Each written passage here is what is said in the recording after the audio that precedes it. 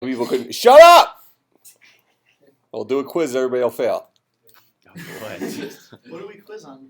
It doesn't matter. I can fail you. I have the technology. You just remember, at the end of the semester, I'm the one that goes into the final grades column, and I hit the drop downs, and I put grades in there. So whatever I want. Yeah, it's like a screen that says final grades, and you hit the drop down, you pick A minus, B plus, blah blah blah, and then you hit save, and then it's done. So you don't like put something ridiculous in it, like A minus or something? Well, no, it's a drop down. You have to play by the drop downs rules, and then you hit save at the end, and then it's like that's like the legit, and it's like after midnight that night it becomes. I can't change it. It becomes confirmed. What if you accidentally scroll down one too many and give somebody like 10% off their final grade? You're like, let's say I gave somebody a B instead of an A minus, something like that. Well, then when they got their final grade, they'd come back and say, okay, something's you zigged when you should have zagged type thing, and then I go in and I issue a grade change. But I can't do it myself. I have to go through the registrar to issue a grade change. Shame. What's up? The shame. God, I've never had to issue a grade change.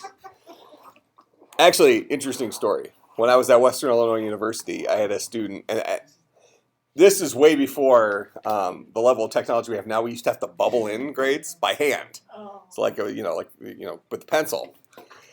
And I got there. Somebody must have dropped one of my classes, but I was off by one line for every student. There's one guy in the class, he was a very, very, very solid A in the class. I failed him. Because whoever came alphabetically after him in class or something, or maybe before him, whatever it was, never showed up. Did he Something cry? like well, no, he messaged me, he texted. I was like good friends with this guy outside of class. And he was a really, really good student. I knew him. So it would be like Brandon, he like text me, it's like, how bad did I do in this final? No, this was a guy that could have gotten a 0 in the final and probably still gotten a B. But I failed him. So, of course, me being the way I am, I said, well, I'm sorry, but apparently I caught you for plagiarism. I had this guy going for like 3 days. That is a dick move. He was so mad. But like in the meantime, I went then I had to actually hoof it to like Sherman Hall, like where because this is a much bigger university where like buildings are like. It was a 20-minute walk to this building. So I had to hoof it to Sherman Hall. Well, I did not really have to hoof. My wife worked there, so when I picked her up from work, I just showed up a little early. So I don't want to give myself too much credit here. So I went in and I issued the grade change, blah blah blah, no big deal. So he actually found out by the grade change instead of me. I just kept screwing with him. It's like, look, I really can't talk about this. You take this up with my department chair. It was pretty funny. All right. Okay, so presentations. So we'll be here for 15 or 20 minutes, something like that. I just want to talk you through the whole presentation process and the documentation process, and so you know kind of what everybody's expecting. So first of all, at the presentations will be myself, Professor Locklear, and Professor Wall. They provide me feedback, and between the three of us, we agree on a grade. Well, I agree on a grade, but I take their feedback into consideration. Okay, so ultimately it's on me, but then Dr. Locklear's department chair, so if he decides he's pissed off at you, then hey, it's out of my control is what I'm saying. Okay?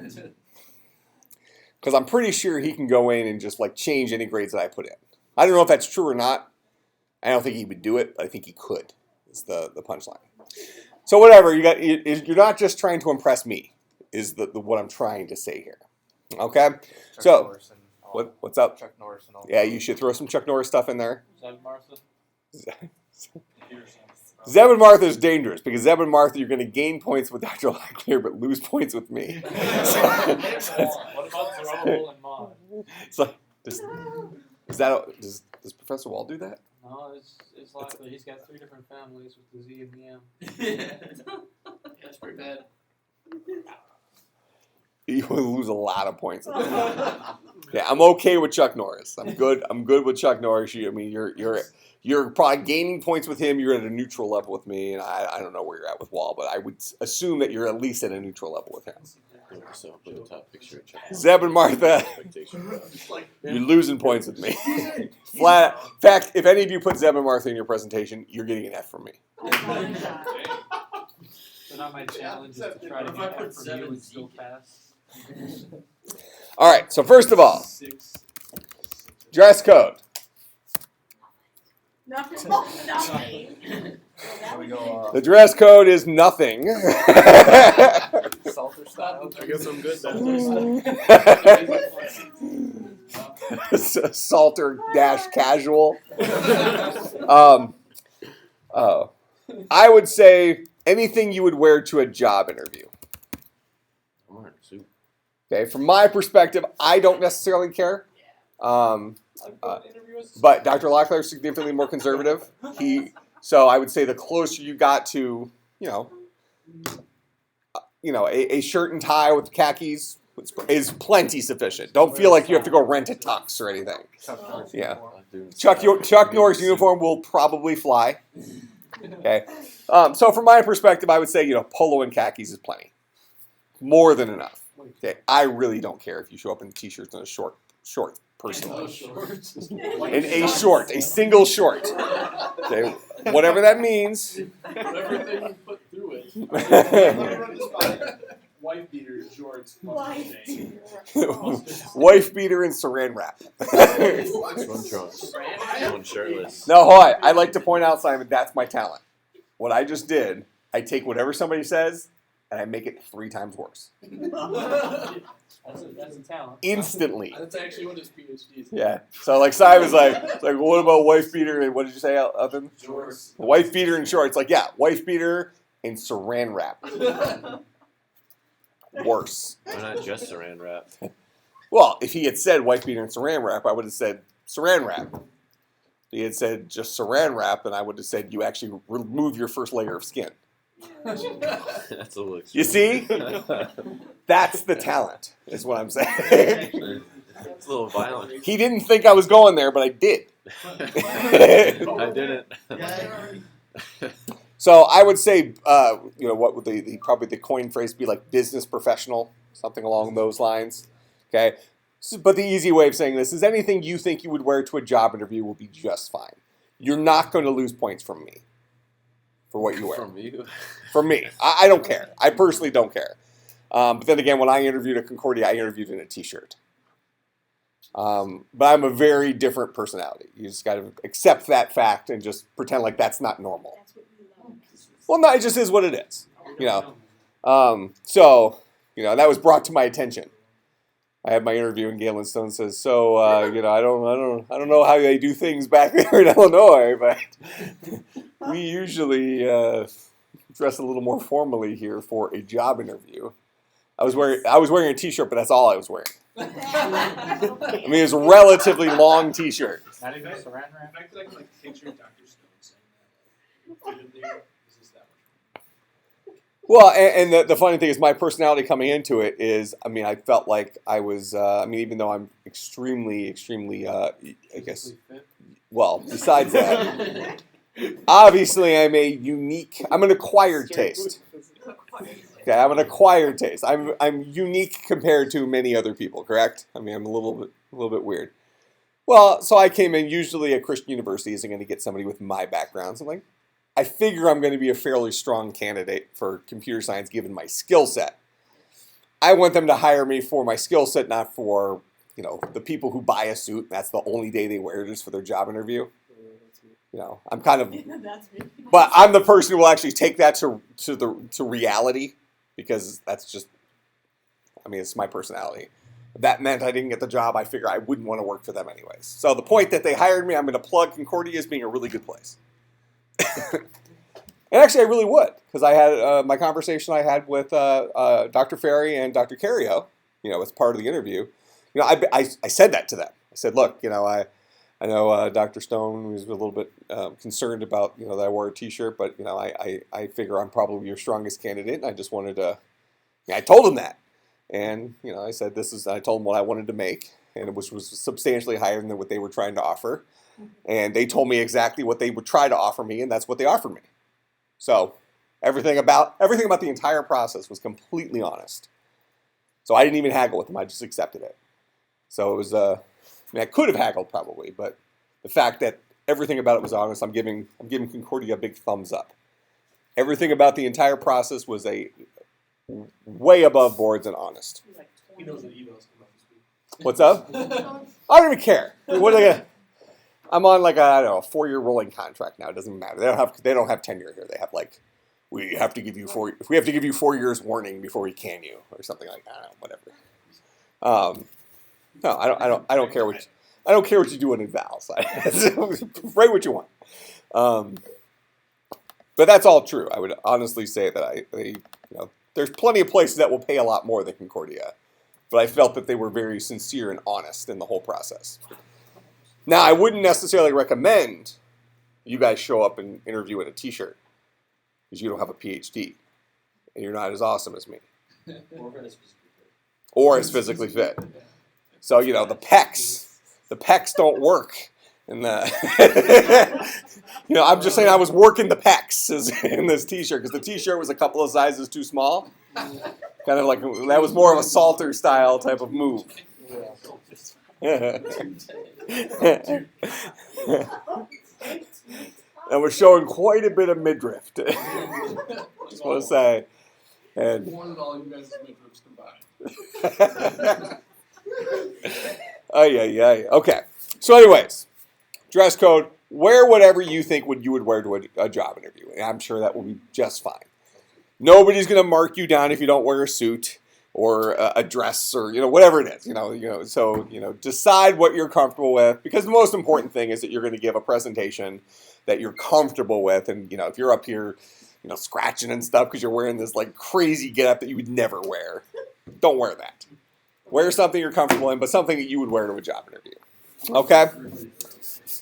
Presentation should last approximately 30 minutes. So I put some of this information in the email I sent you. I would say 25 to 30 minutes, leave a couple of minutes for questions. Okay, but you're kind of being put into a position where you're going to have filler, right? So, and I'm going to talk about in the next slide here kind of how I would approach a presentation if I were you. So I'm going to kind of give you a cookie cutter approach thing. But plan on speaking for about 30 minutes. You're going to be up here for 30 minutes. That's why we have the presentation spread over so many class periods and why we've extended the class periods. The only alternative to that is starting presentations like 3 weeks early. And none of us will be done enough to do that, right? Because we've all procrastinated until like 2 days before we actually have to present. And yeah, I mean, should we have started by now? I mean, I'm not sure, but should we have started? Okay, so that's that side of it. So let me talk about content.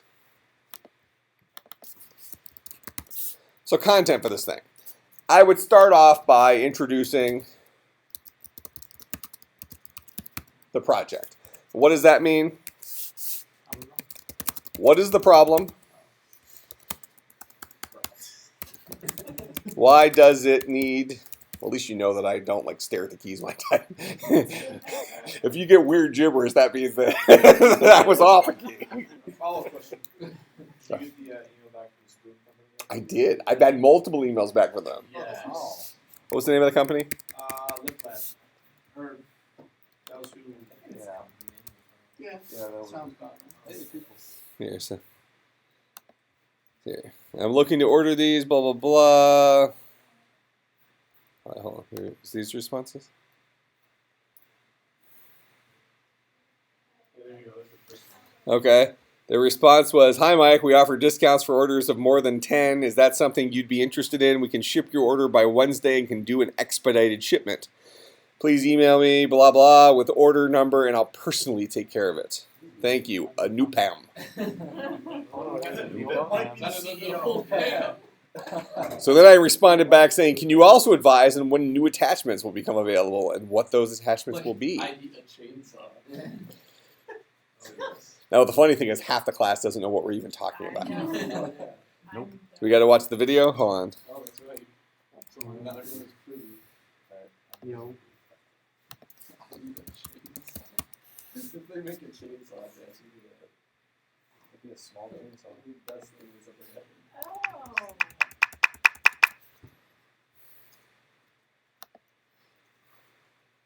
Mealtime brings people together. It's more than a time for nourishing the body. We nourish our spirit and our relationships. But tremor, whether from essential tremor or Parkinson's disease, takes away from this experience, forcing people to focus instead on the basic task of eating. Currently, there's no cure for these disorders. That's the and dude. Solutions out there often fall short or are invasive.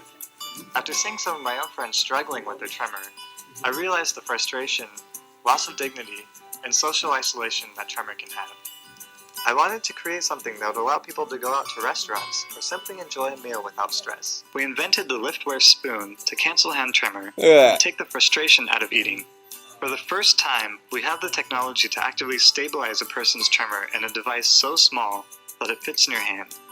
The spoon works by sensing a person's tremor and intelligently stabilizing itself to make the food's journey from the plate to the mouth much easier. Liftware is designed to be part of your life. The device is small and portable so that you can easily take it with you when you go out to eat.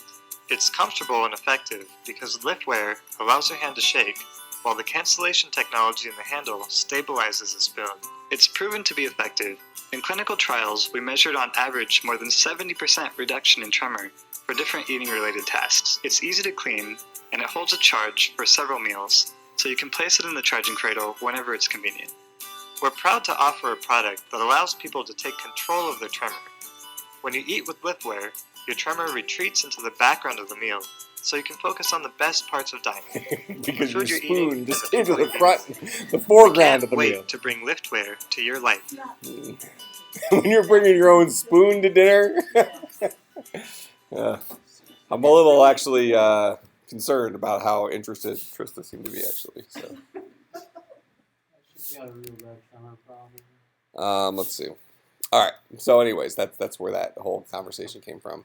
What did they respond when you said like attachments and whatnot? What did they say? Oh, he did respond. He said,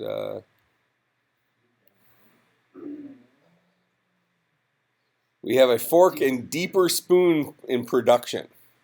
I guess is that like the Chinese soup spoon? Probably it's Deeper one? The ladle. And a ladle. We anticipate. Actually, I do eat soup at home with a ladle. Not even kidding. I put the whole ladle in your mouth. Any of you are friends with my wife on Facebook, ask her, because I broke my ladle. So if you're looking for a gift, like an end of the semester bribe, I need a new ladle. The problem is the ladle I had was a plastic ladle, and the issue I have is sometimes I use other some of the tools in the kitchen for like other things like pry crap open and stuff, and I've been known to snap them. So Was it like the like metallic. Actually, maybe Tabby got me a metallic ladle. like slanted spoon? Well, no, bending's okay, but I mean when it's plastic, you snap it. Like my most recent thing was the spaghetti was a spaghetti fork or whatever they call it. You know what I'm talking about, right? Yeah, I snapped one of those, and I didn't even use it for anything. I was testing it to see if I could use it to do something. It's like, oh, it's a So I went and threw it away like it would be no big deal. And it just so happened, I mean, like literally 45 minutes later, Tabby's like, hey, where's my spaghetti spoon? Who searches for a spaghetti spoon? So you just noticed it was gone. Yeah, I mean, that's how anal my wife is.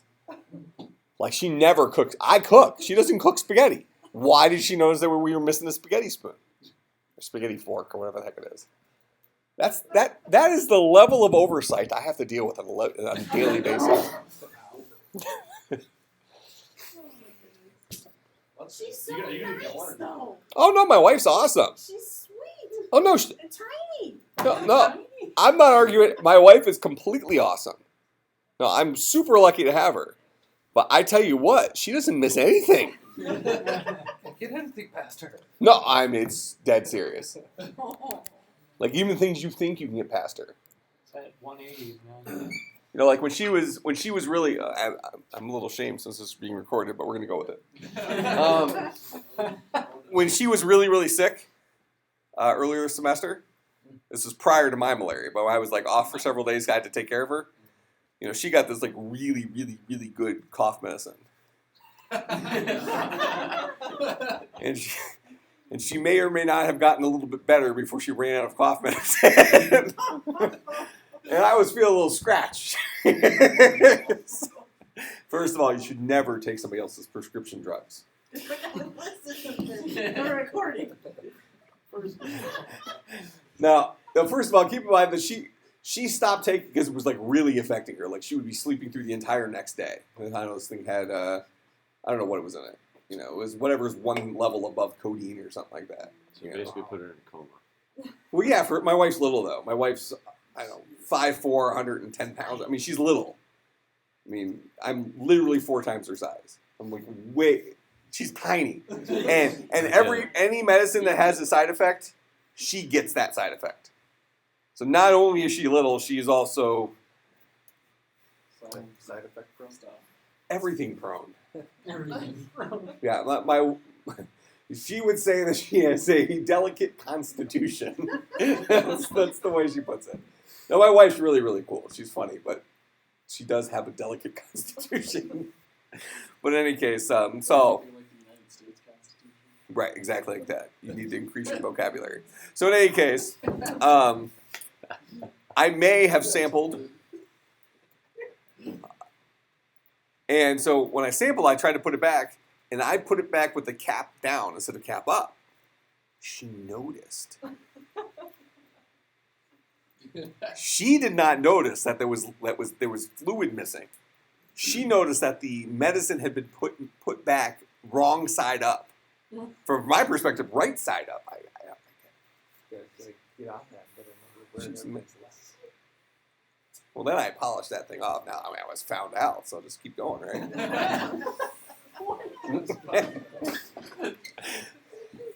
That's how that goes, yeah. But so, hold on. The lesson from this is, when you guys get married, or even if you're in a relationship, every relationship should be based 100% on honesty. And I really believe this. I truly believe this. Okay? Not just because it's right, but also because you'll never get anything past them. That's for all you guys in here. Girls, you could probably get everything past your guys. One of the guys was using my dryer sheet, and I knew because I always tucked a little flap in, and every time I went to use it, it wasn't tucked in. I'm like, "Ah." So then I took my dryer sheet into my room. So, I mean, most of that advice I just gave is to the guys. The girls in the room, you could probably get everything by your guy. Because we notice very little. We'll probably notice if you change the air conditioning. Oh, yeah. Yeah. That might be it. Or the heater. Same thing. If you mess with thermostat. Or technology. Or Even just some technology. But yeah, I'm with you. But guys have a very narrow scope of things that they will notice. Women,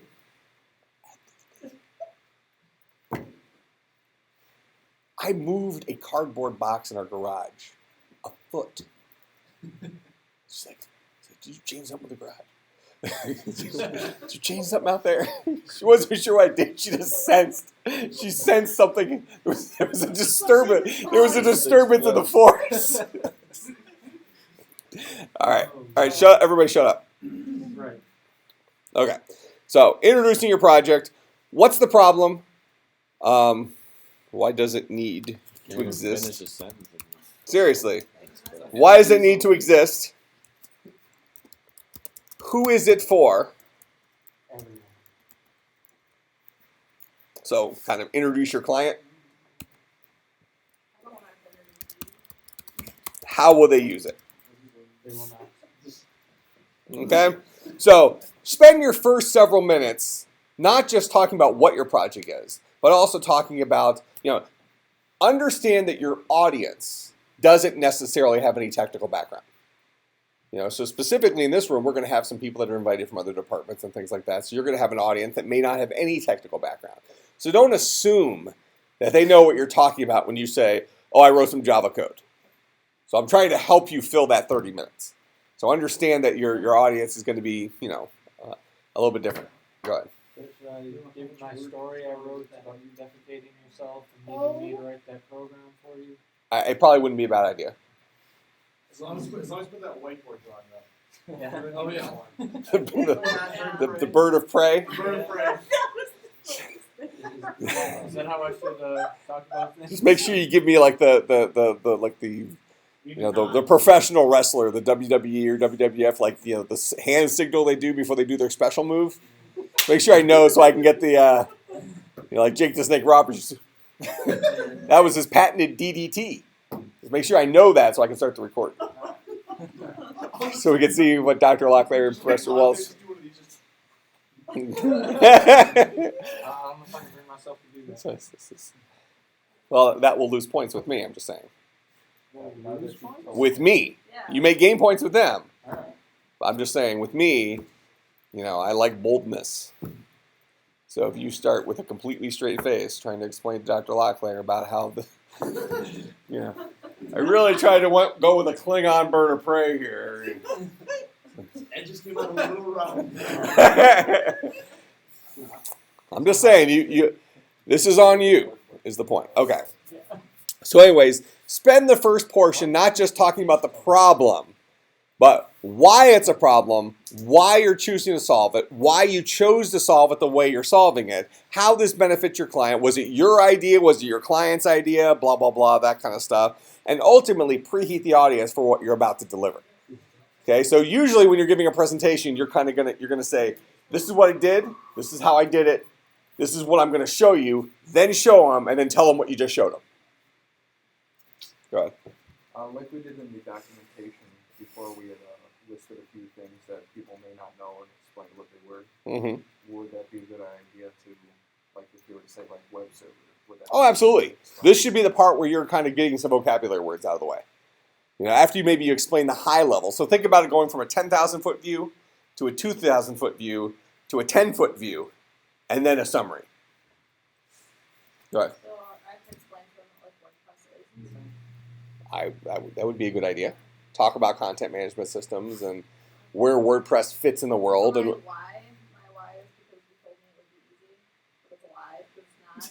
well, no, I mean, like why you. That's the why you chose WordPress as your solution. Yeah. The reason you chose WordPress as your solution, not because it'll be easy, but also because it's once you get it set up, once you have WordPress set up, it's then very easy to update the contents of the website. Yeah. That's the point of a content management system. Also present them the alternative. If I weren't to use a content management system, I'd be doing, HTML pages and writing the code and all that stuff. So when somebody needed to update something, they'd have to come to me or they have to FTP stuff up. The process of updating the page after the fact that is much more difficult. So that's the trade-off. Okay, so you could spend some time talking about that. Okay, so that's your initial content, introducing the project.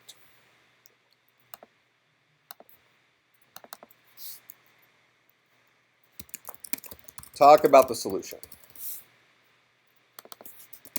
What was your proposed solution? What was your actual solution? What was left out? And what was added? And why? Make sense? As you go through this process, you're going to have things that made it into your final solution, things that didn't make it into your final solution, things that were in your final solution that you didn't anticipate being in your final solution, things that you anticipated being in your final solution that never made it into your final solution. And some of those things have reasons. One of the reasons might be, I didn't have enough time to do it. Another reason might be, I thought I'd be able to do it this way, but the tool didn't work the way I thought it was going to work. Go into that stuff. Every single project, let's call it, Dr. Locklear would say 99.99% of all projects don't go exactly as planned. No matter how much pre-preparation you go into. Something zigs when it should have zagged. Whether you had a misunderstanding to begin with, probably the most often thing is your client changes their mind.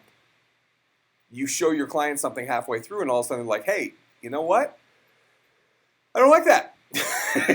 Let's go this direction. All of a sudden now you've put all your time into this direction and they want to shift over here and that changes some things you have to do over here. So a lot of times there's reasons why your final solution might be different. And that's completely common. So I guess I'd put it this way. I would be very, very, very surprised if any of you get up in front of the class and say, yeah, this is my plan. I executed my plan exactly as I planned for it to go, and nothing went wrong. That would be very, very, very surprising. Well, I'm just saying that understand that I expect every single one of you to have run into adversity. And that adversity is going to come in many forms. You know, probably the most common is going to be procrastination. I guarantee every single one of you had the intention, or many, many of you, had the intention of starting very early, but still put it off. I mean, that's life, correct? Okay. Then you have to decide that you're going to manage time management and decide, okay, well, I need to squeeze a semester's worth of work into 2 weekends. Now I need to fake it. Well, I mean, but these are realities, okay? You know, so understand that part of what's expected of you isn't to get up and lie. What's expected of you is to get up, talk about your actual experience, talk about things that worked out, you know, things that were easier than you expected, things that were harder than you expected, things that just didn't go the way you thought they were, didn't work the way you thought they were. Talk about those things. I mean, that's the story of your project. You're not just talking about your successes, you're talking about your entire experience in doing this project, right? In fact, we always learn more from our failures than we do from our successes, right? So, you know, understand that, I mean, at least from my perspective, I think from Dr. Lockley and Professor Wall's perspective as well, we want to hear about your struggles because that means that you actually worked on it and struggled with it, okay? If your only struggle is, you know what, I waited until like kind of yesterday and I started this and I actually stole this presentation offline, so I don't know what this guy means by this. I had the same problem. Totally had the same problem. All right, so yeah, so understand that this doesn't have to be 30 minutes of straight talking about success. You're really talking about the entire experience you went through. Okay? So you're going to talk about your solution.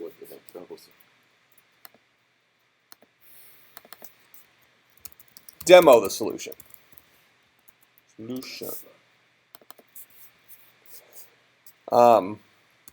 This might mean a live demo of software, a video, screenshots. Each person's project might mean something different for this. Okay, so it really depends on the nature of your project, what demoing the solution means. Okay, the closer to a truly live demo, the better, but sometimes projects that doesn't make sense for. Make sense? So, you know, but if it's a website, well, you should be able to open up the website and show them to it and show them on the screen and that kind of stuff. So for the demos, I walk them through subscription. I'd walk them through the subscription. What we'll also do is that I'll make sure we get I have the app on an iPhone. So that we can, when we update something, when a new course is added or something like that, we can then see it on the phone.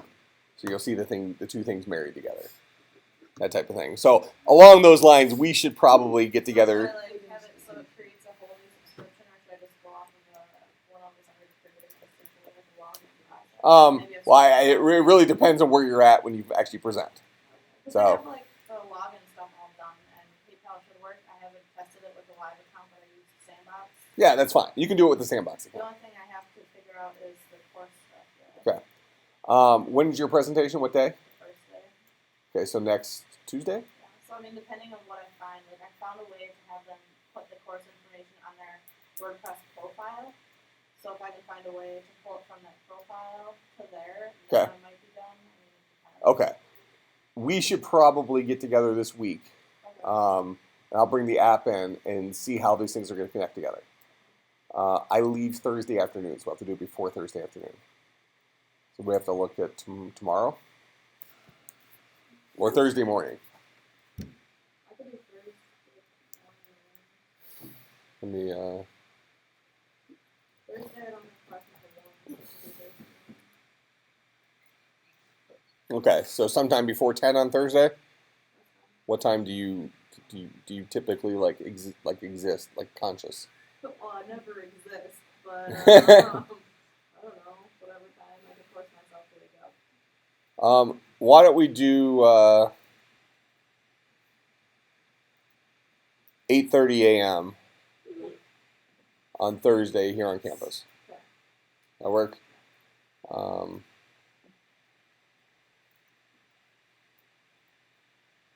thinking here. Let's actually meet at the cafeteria. Actually, can you do 8? Is it 8:30 is a lot better? Is 8:30 a lot better? All right. I don't look decent for anything on Thursday, So you're not going to look decent for the meeting with me? Just show up in your just scraps? Like Tressiter showing up in a Tressiter. What an insult. Like Salter showing up to class like this. All right, hold on. Schedule meeting with Trista for 8 a.m. on Thursday at the cafeteria.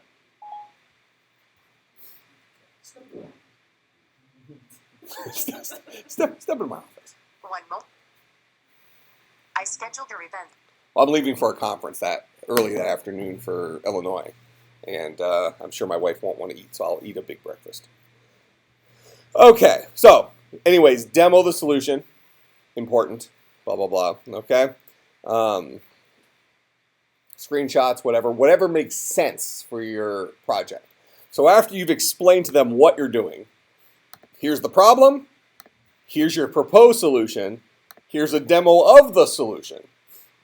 Make sense? Okay. Lastly,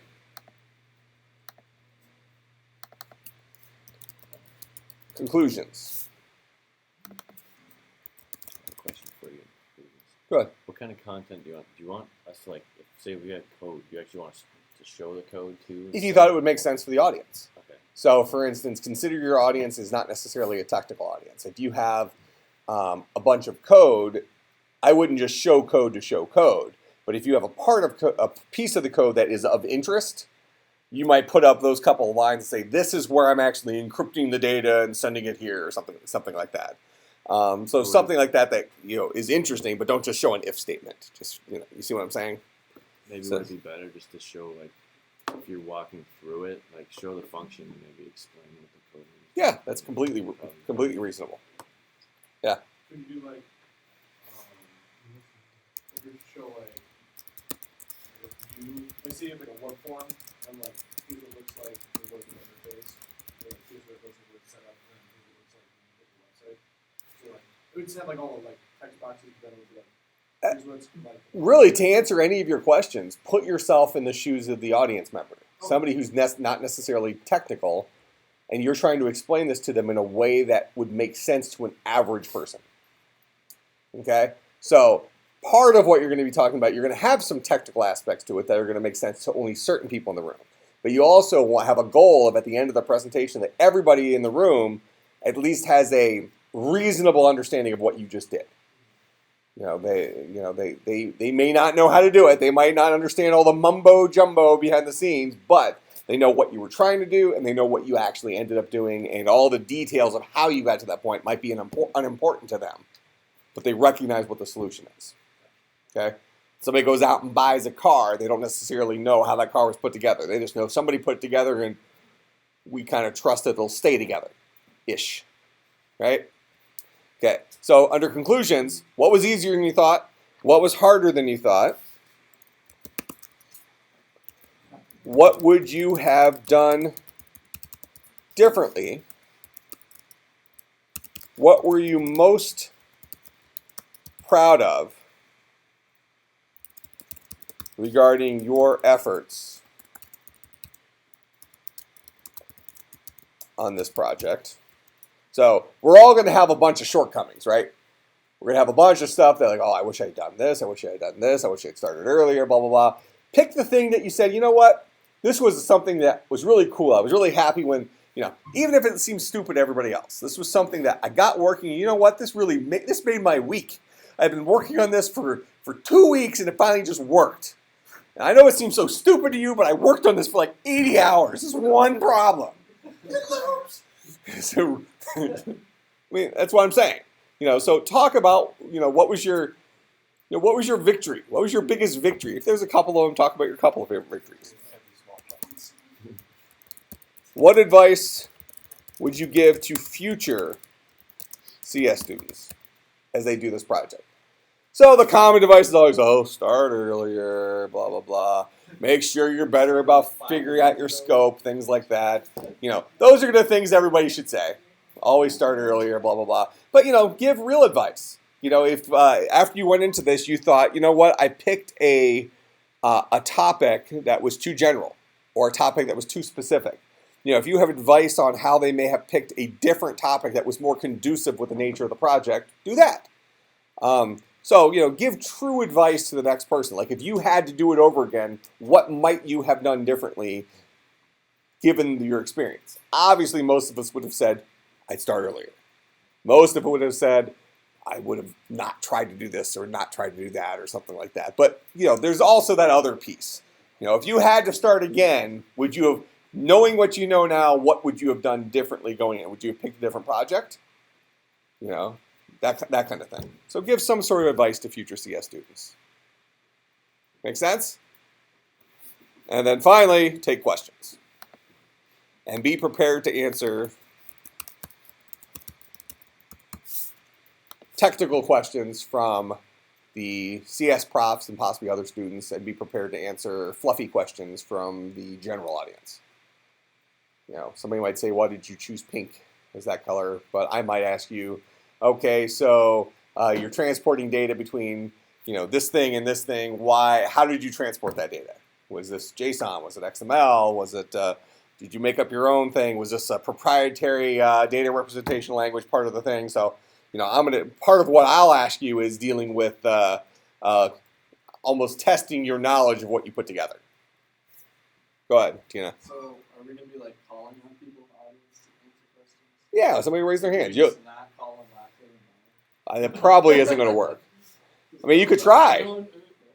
No questions? No questions. It's like, okay, if there's no questions, Nope,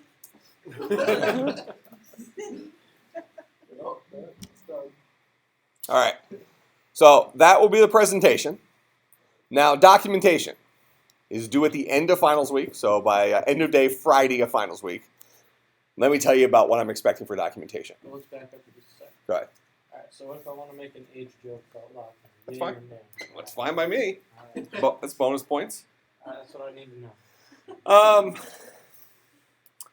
So documentation. This very well, it's very similar to what I've said so far. This very well might mean different things for different people. Put yourself in the shoes. So let's assume every one of you did this project, and then every one of you is quitting your job the next day. No. Whatever place you did this project for, whatever, this is your last day. All right? The documentation you leave behind needs to be sufficient that somebody else can come in, take your documentation, and pick up where you left off. So they need to know what's there, how it's organized, how they update it, which parts of it, if you want to change this, you need to go in here and do step 1, step 2, step 3. I'm not looking for super verbose documentation like a book. Okay, remember, the people that are going to be maintaining your software, people who are going to be using the documentation, are going to have a reasonable level of technical background. Okay, so those people are therefore going to, understand the technical lingo.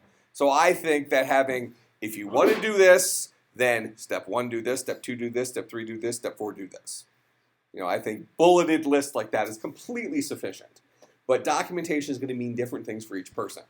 So I'm expecting documentation that is appropriate for your particular project, such that if you quit your job, the place that you did this project for, the next day, somebody else could come in, and if I handed them the documentation, they could pick up where you left off with, a relatively minimal learning curve. Does that make sense? And the format of that documentation is up to you, but it should be in line with what makes sense for your project. And the documentation is due by the end of the day, midnight on Friday of finals week. Go ahead. So could it be just solely the requirements and specifications and comments in the code? If you think that is sufficient. I mean, when I look at it, I'm going to be looking at it through the lens of, if I'm the guy that just took over Tina's job at this place, is this enough for me to pick up where he left off? That's the lens I'll put myself in that position. When I go to grade it, I'll think about, what was his project? Oh my gosh, he just quit his job.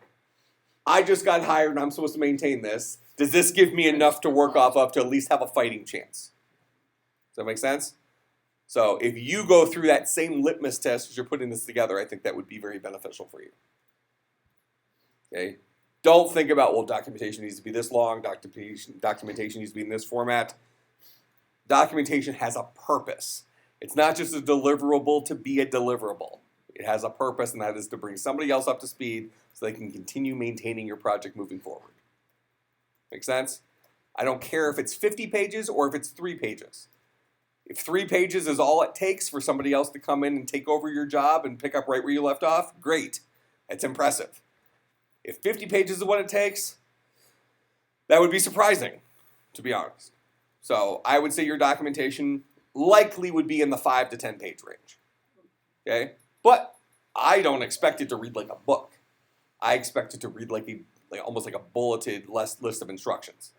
Does it really matter how long it is, or does it? No, I'm just kind of giving you a ballpark. It does not matter how long. If you can do it in 1 page, great. It would surprise me if you could do it in 1 page. But that doesn't mean you can't. And what if you want to make So if I had probably like this, I guess this would sound like tell me if this would sound acceptable. Like if I were to go through, so each page is one of the files that I use for this whole website that I'm making, and just explain basically what that whole page does in enough, generally good detail. That would probably, like this page is a form that uploads this information using Right, this other file. but the documentation side of it needs to be this. So maybe I would probably do a quick little paragraph, a little blurb about what this page does. And then talk about the details of it from the perspective of, here are the 3 things one might want to update in this page. Okay. So let's say the page allows you to upload images of a certain resolution. Just, 300 by 300. If you want to change the size of the pictures that can be uploaded in this page, this is what you would do. Something like that. So you might identify the 3 things that one might want to change in the future and give them documentation for that. Okay, so the description really probably should be fairly, just a little summary at the top. Like, this page does this. Here are the 3 things you might want to modify on this page, and this is how you modify them. Do step 1, step 2, step 3, step 1, step 2, step 3, step 1, step 2, step 3. Yeah. So for mine, do I just have to tell them how to change the title and stuff that's on the website page, or do I have to teach them how to use specific aspects of WordPress, like doing updates and adding plugins and stuff? Well, I would say only things related to this particular project. So not WordPress specific, unless you're trying to put filler in, but things that are related to, for instance, updating variables associated with a payment. If the company that's doing this decides that they're going to process payments differently, what things would have to be changed? So I don't have to say, if you want to install a new plugin, do this. I would say no. Because all the plugins they're going to need for this are going to be part of WordPress. And WordPress isn't what you created. Yeah. You created the kind of the infrastructure for buying and selling and maintaining the app data. Go ahead. We assume they do understand, or at least have access to, or do not understand the API we use. I would say not necessarily. You don't need to go into details about the API you use, but you should at least maybe give them an introduction. This is what an API is. The API used is this specific API, and this is what they gave me access to. So the API provides me A, B, and C, and lets me do C, D, and F. Whatever. That for me, a lot of the project was giving me that. Mm-hmm. So, and I used a specific reference for that, right? Like it's the reference it was longer, but I used about 300 pages of it. Well, certainly the technical aspect of what you did in your project is going to be something you should present. So you're not going to take them through the 6-week process of learning the API. You're going to take them through the highlights of the API. What's an API? It's a mechanism for communicating between something you wrote and something that already exists. Okay? So that's what the API is there for. What does this API let me do? Well, it lets me retrieve this kind of information from it. Here's the 3 things that I retrieved from their API was this kind of information, and this is why I used it. This is how I used this. Then it also lets me set this information. And here's the 3 things that I set using the API. API supports 20 or 30 other things, but it was useless to me, those things. They weren't features that I needed to use. So you remember, you're not delivering a presentation on their API, you're delivering a presentation on what you solved, and you solved your problem in terms of a portion of their API.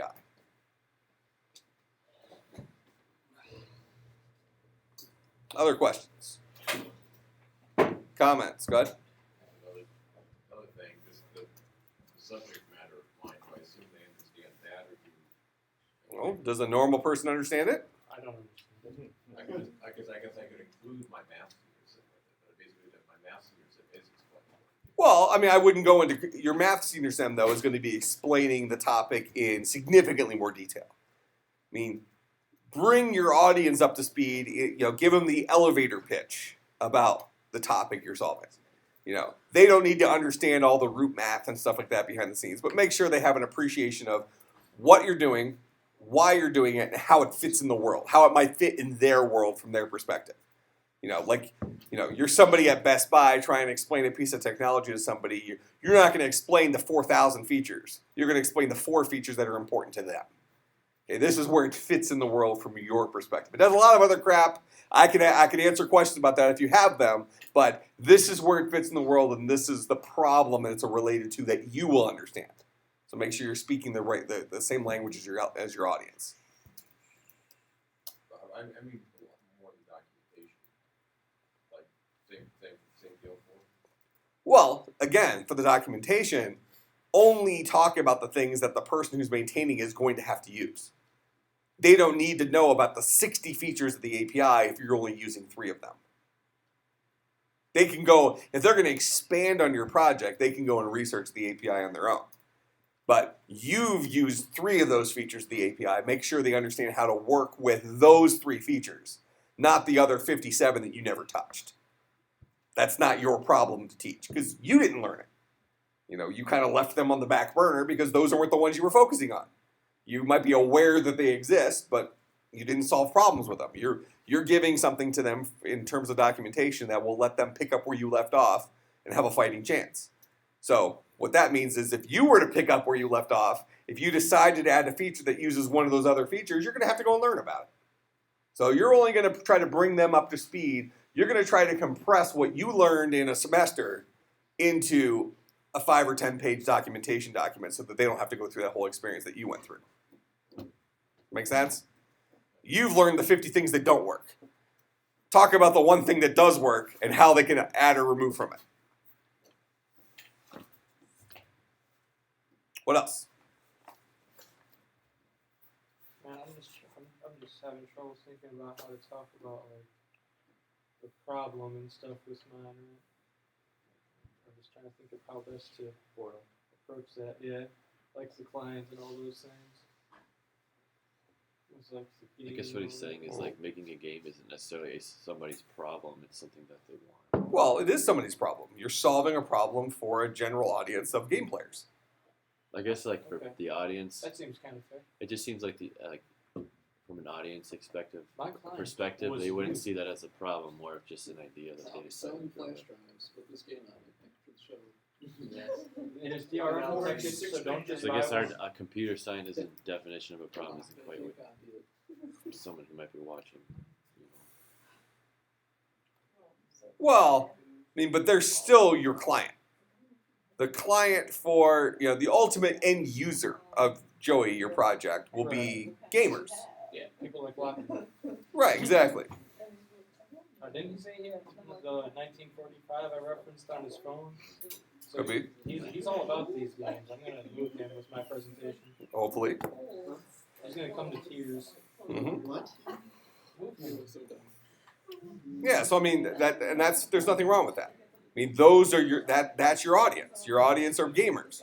Why did they want something like this? How is it going to benefit them? You're a gamer. You can put yourself in their shoes. Why would I want to play this game? Yeah, it's not like these 9 other games that I play, but why would I want to play this? When would I want to play this? Is this the game that I sit down and play for 10 hours in one night, or is this the game I sit down and play on the toilet for 5 minutes? Is this a game that you play with and then end up getting late because people think you're really cool? Something add somewhere else. Exactly. Well, you get what I'm saying. Yeah, exactly. Yeah. So you know, talk about it in reality. All right, so if my website was obviously to entertain people, then the problem is providing more entertainment for people. Well, but explain why they want that entertainment. So you People might are talk always- about the I guess whole. saying people are always looking for entertainment. And, Oh, but go into the whole idea of what a meme is. yeah. You know, like here, this is the world. This is these are other sites that are doing this kind of stuff, and here's the population of people that are into this. I don't know why they're into it, but they're into it. You know, and this is what I'm providing, and this is how it's the same. This is how it's different, and that's who my audience is. Alright. All right. Any other questions? You know, if you Go think ahead. about it, though, you don't see a lot of websites Shut up! just for those memes. It's always like general. That's you. Go ahead. If I spend like time like talking about like why I made certain choices from like a game design perspective, then that's appropriate for like the presentation. Oh, absolutely.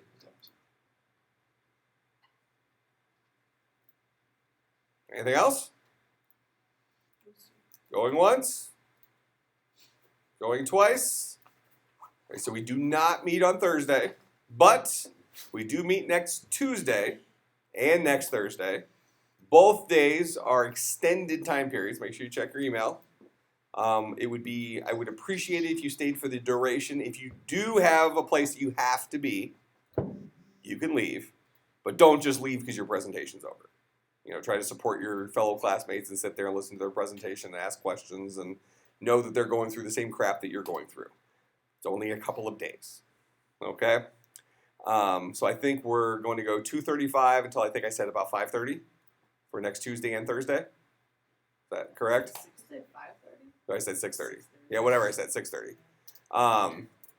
But final exam week, we'll just do the 2-hour period because that might bump into another final exam or something like that. Okay? So do the best you can for staying for everybody's presentation. If you honestly have someplace you need to be, that's fine. You're not going to be deducted points or something. Just do the best you can to stick around for everybody's presentations. Okay? Yes, sir. All right, I will see everybody on Tuesday for the presentations. Oh, man.